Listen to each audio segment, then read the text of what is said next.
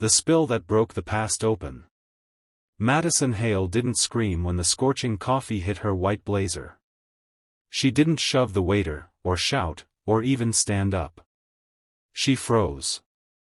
Because the instant the cup tipped, the waiter hadn't flinched, he had looked her directly in the eyes, as if daring her to react, as if he wanted this to happen. But that wasn't what made her heart trip into panic. It was the expression beneath his calm, grief, anger, and something that felt dangerously close to recognition. Something personal. And then, as the hot liquid soaked into her sleeve, she saw his son, a small boy with wild curls and amber-green eyes, gasp and run toward them. Those eyes. Those unmistakable, haunting eyes. That was the moment her breath lodged in her chest, because she had seen those eyes before. Years ago.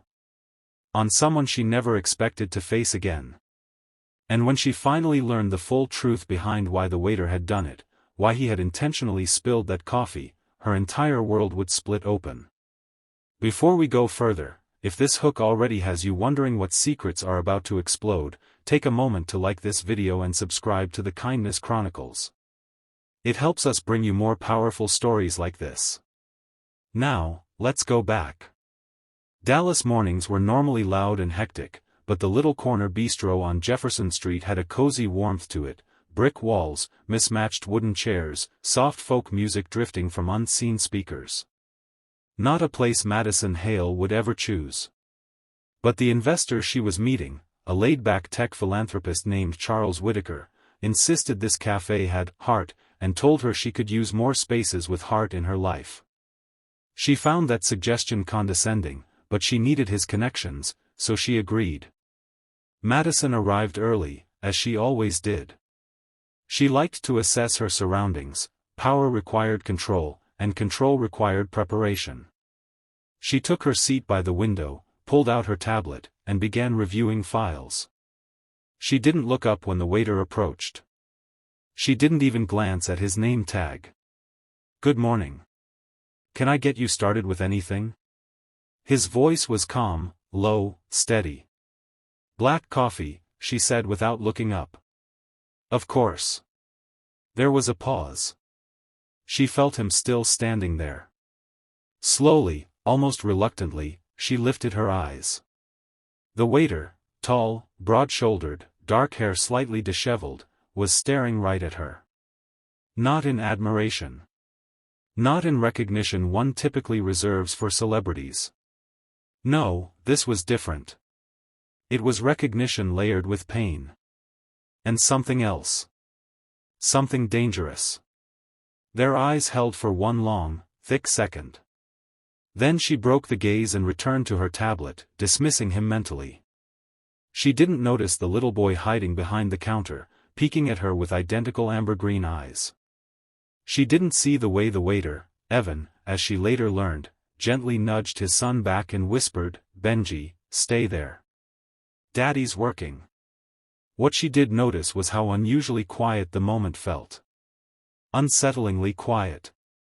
When Evan returned with the coffee, she sensed him before he spoke. There was a certain charged air around him, like he was carrying something heavy that weighed down every breath. Madison didn't look up this time. She simply moved her tablet aside to make space for the cup. The cup that never made it to the table. Instead, Evan's hand tilted deliberately. Cinematic slow motion. The glossy surface of the coffee broke. A dark arc rose. Steam curled like smoke from a fire. Then, impact. The coffee splashed down her blazer, her arm, her lap. A collective gasp rose around the cafe. The cup clattered onto the wood. Madison jerked her head up, shock slicing through her. She expected panic on his face, horror, frantic apologies. But he stood still. Calm. Expression unreadable. He didn't apologize. He didn't reach for napkins. He didn't speak. He simply stared at her. And Madison Hale, CEO with a reputation for intimidation, felt something she hadn't felt in years. Weakness. Fear. Recognition. Because his eyes, amber green, piercing, dragged her back to a night she had spent years burying under ambition and denial. A night that had shaped her success. A night that had destroyed someone else's future. She swallowed hard. "What is wrong with you?" she snapped, but the words sounded thin. "Broken." Evan didn't answer. He stepped closer, not threatening, but deliberate. Madison's heart hammered. "I need to ask you something," he said quietly. "And I need you to answer honestly." "What?" she demanded. He motioned toward the small boy now standing at the counter, tiny hands trembling as he watched. "Do you recognize him?" Madison's stomach dropped. Because she did. Not by name. Not consciously. But she recognized those eyes. Those eyes she had once seen in a hospital room, eyes belonging to a young man she'd wronged in a way she could never erase. Evan asked again, voice lower, heavier, "Do you recognize my son?" Madison's throat went dry. She didn't answer.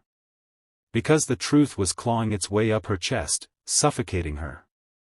But instead of revealing it there, he turned away, grabbed a towel, and walked toward Benji. Leaving her shaking. Confused. Terrified. Because the last time she had seen eyes like those, someone had died. And she had walked away unpunished. The truth behind the spill. Madison's composure evaporated. Her mind raced back to 8 years ago, before the polished suits, before the penthouse apartment, before Hailtech became the multimillion-dollar empire it was now. Back when she was 25, impatient, reckless, and pushing herself to the brink trying to prove something to a father who never approved. She remembered the late-night drive. The storm. The blinding rain. The moment she swerved to avoid a fallen branch, and slammed into another car. A small sedan. One she never saw coming. She remembered stumbling out, dazed. She remembered the smell of smoke, the crackle of broken glass. And she remembered the young man, maybe 19, maybe 20, pulling himself halfway out of the driver's seat, blood streaking down his temple as he whispered a name into the wreckage. Evan. She remembered the sirens growing louder. She remembered the fear, her fear, spiraling uncontrollably. Her future. Her career. Her entire life. All at risk. So she did what she would regret for years. She lied. She claimed the other driver swerved into her. She claimed he was reckless. She claimed he caused everything. The officers believed her. Her father's attorneys made sure of that. The young man, barely an adult, was blamed. Arrested. He survived the crash, but his life didn't. He spent 2 years in prison before evidence emerged proving mechanical failure caused the crash, not him. But by then, the damage was done. He'd lost everything. His future. His reputation. His faith in justice.